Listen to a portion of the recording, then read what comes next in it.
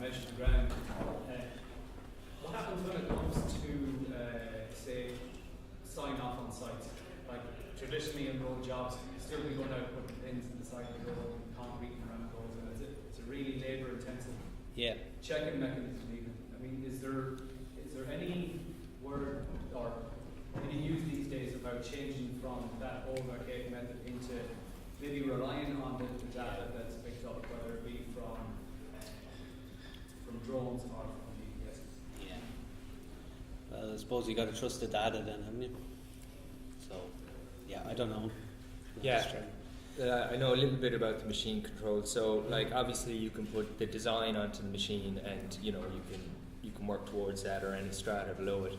But you can also take the drone information and put that onto the machine as well. So you can work off, any kind of the drone data, the finished design, the OGL, and anywhere in between it. And a lot of the big companies, I think, are using more machine control now rather than the pins. Yeah. It is, I think, very prevalent along, especially the bigger ones. A lot of them would have systems on their dozers, and then maybe they're using the GPS with the dozers, we'll say, and then with the graders they're using total stations because they might need that higher level of accuracy. So there'd be a lot of that now, and even some smaller companies, they might have the machine control, but they would be using some of our technologies as well. Even smaller companies, the laser scanners and drones as well. I don't believe they're using travellers and boring rods anymore. I mean, I know as a young graduate, that's you're setting out.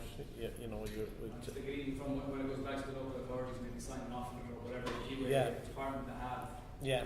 Just that final check. Yeah. Has it gone down the drone or GPS route yet, or is it still? I'd say so. Yeah, well, like you say, one of the customers there was Sligo County Council, and what they bought it for was, I forget the road now, it goes out there by Eastie and Dromore West from here, and they just were buying it for that sort of thing, for progress reports as they were flying it, and they could check everything as well from the drone data as opposed to sending guys out. I know what you're saying, they trust the drone data, but what you can do is you can put down like checks.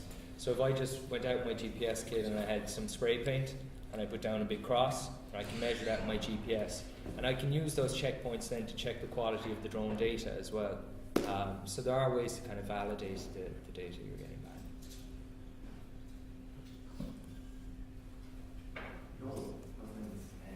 Just during your presentation, so the client benefited most from using BIM.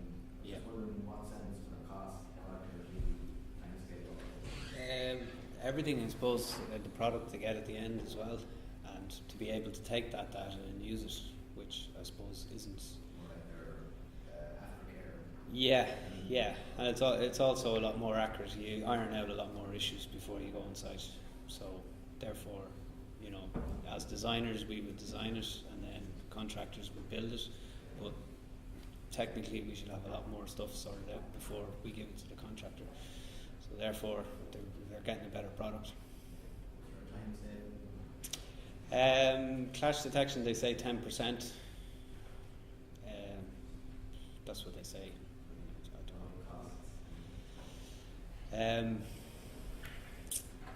Yeah, I mean, it can be quicker at certain things. It can be more time consuming at others. So I wouldn't have an idea. Well, I know one of the big drivers for a lot of international governments is the fact that in a lot of cases they have to pay more at the end because there's a claim, there's loss and expense claim, extension of time claim, and it's really all due to the fact that they didn't complete the design prior to construction. And I think certainly the Irish government, as by way of example, have been hit even today with significant claims on major infrastructure projects, and they're really no longer going to accept that going forward.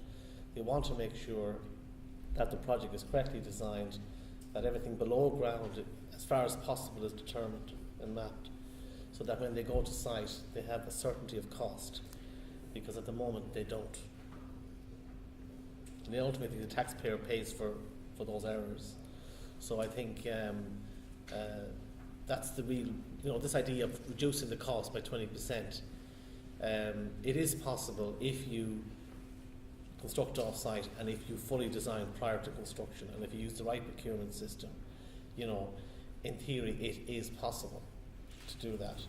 And if we can't do it ourselves, somebody from overseas or some company will come into our market and disrupt it and do it for us. You know, that's really the reality. And maybe just, you know, from a client perspective, Yeah. you know, the client has a virtual reality experience possibly in the future of the 3D model, so they can, you know, Yeah. get a really good insight into what they're getting. And at the early stage, before they're starting the construction phase, they're able to say, look, I want this here, I don't want that there, or, you know, and have a really good understanding of what they're getting. And then obviously with the proper data management and project management processes, it should be done quicker, cheaper, without any extras, no RFIs, you know, and it's done right first time because it's fully modelled in a 3D virtual model, and then that's shared, clashes ironed out, built once right first time, and then, you know, ideally they get the data at the end for facilities management, which hasn't really been developed yet, but they have all the data and the model of the building or infrastructure. Yeah. And we don't really know what the. I think it's limitless what the scope can be in terms of the benefits to the client. In terms of benefits, say, to the contractors or designers, are they similar? For designers, it can be quicker, and it's a lot easier way to work. It's a lot more fun to work in 3D, and you can see a lot more things going on. I think the contractors can use it, you know, they really are sweating. I mean, you think the larger contractors, hopefully they're using it for the right reasons and not to determine variations and so on, but that they're really getting the best out of the technology, and they're winning projects as a result, you know. I think there's an issue with the designers in that they're probably not getting enough fees for it. That's a big issue, you know. There's a big upfront. You know, either that or to put a lot more design work at the early stage.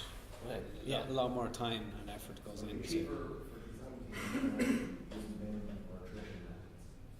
it. Using BIM overall, but stage payments at concept preliminary stage, you do a lot more modelling than you would generally beforehand. You do a lot more drawing work for the fees you get. Yeah. So that there's a problem there in how projects are set up.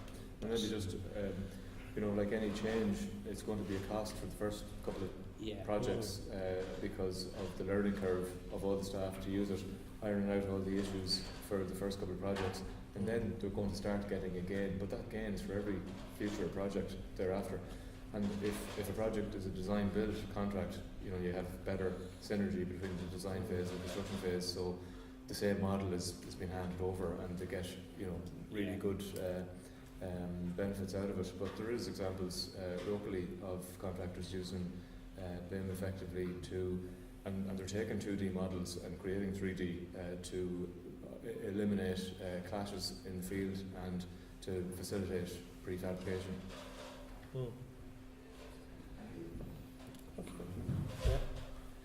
Question for Alan there. Yeah. You touched on the Office of Government Procurement will build a team to develop the BIM requirements for capital framework projects. Yes. Would that be to kind of develop a standardized employer's information requirements for all capital projects of a certain scale? Is it for all public bodies or? Yeah, I mean, I suppose with the rollout of the statement of intent by the Office of Government Procurement, they obviously did that in consultation with all the various public sector stakeholders, OPW, the NDFA, you know, the Department of Education, Science, and TII, and so on and so forth. So what they did, I understand, and again, this is an internal issue for government, but what I think they put a call out internally within the government ranks for any people who'd be interested with an engineering or design background to apply to join the OGP BIM implementation group. And I know of one person, a former student of mine, who is being seconded from the Department of Education and Science into David O'Brien's team. I think David has 3 people now seconded. They're looking for between, I think, 8 to 10 people. architecture, engineering, construction background, facility management background with the skill set with the technical skill set to look at developing specification, BIM specifications that will be incorporated into the capital works management framework and into the new collaborative contract they're developing. But it's going to take them a few years to get that. Would that be on the roadmap? That's on the roadmap. It's on Pillar 4. And in there they also have client. See that 4.1? 4.1 is coming in September time. 4.1 is a platform that they're going to develop internally within the Irish government to monitor.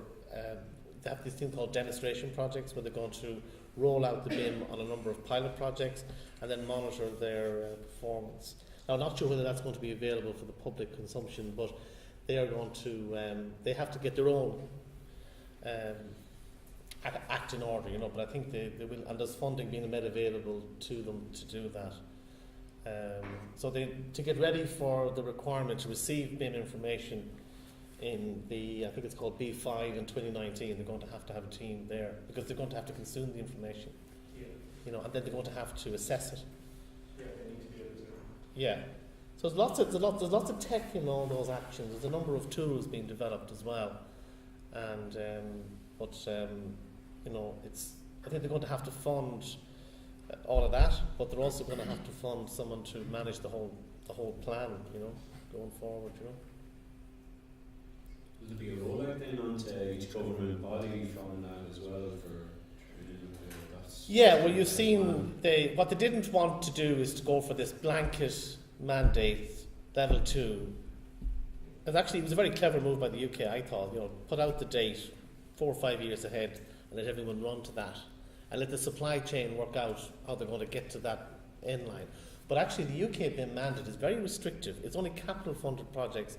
Local authorities are exempt from that, and in Scotland they have an opt-in out option as well. They don't, if the BIM assessment tool doesn't maturity test doesn't give them the right answers, the projects in Scotland they can opt out of it. This is a hard mandate for all band level 5 projects. In that respect, they have they've taken a kind of a stratified approach. The most complex projects built by the most capable companies will be the ones that they will roll out first. Yeah, and then as you go down from band 4, 3, 2, 1, like for example, local schools are going to be managed by caretakers and built by smaller companies, so they're not going to put any requirement in there.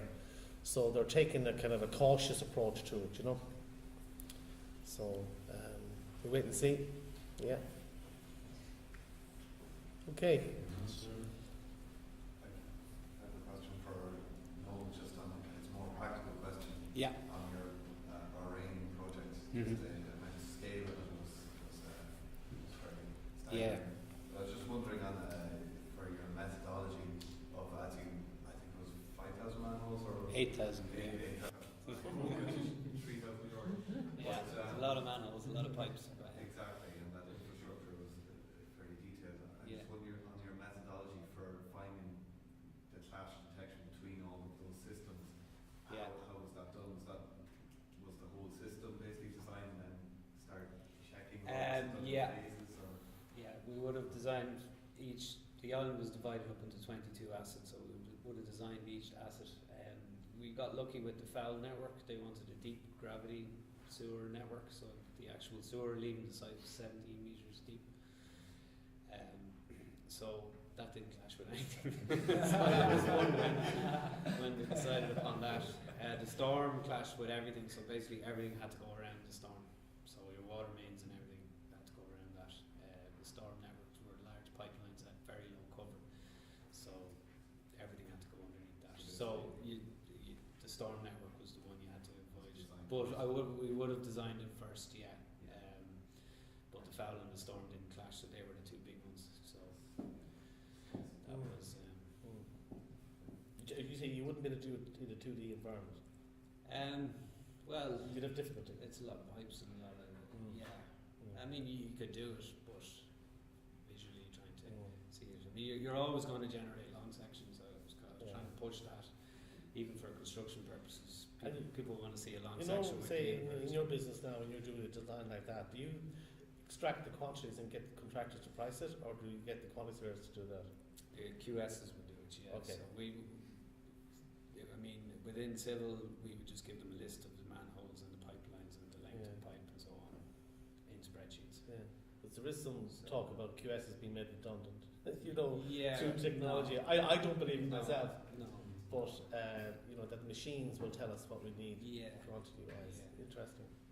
I mean, they'll say the same for designers as well, so don't worry. Yeah. Okay. We're safe enough for a few more years. Okay. Teachers too, apparently. Yeah. Someone has to plug it in. Yeah, exactly. Okay. Anyone else, sir? Good.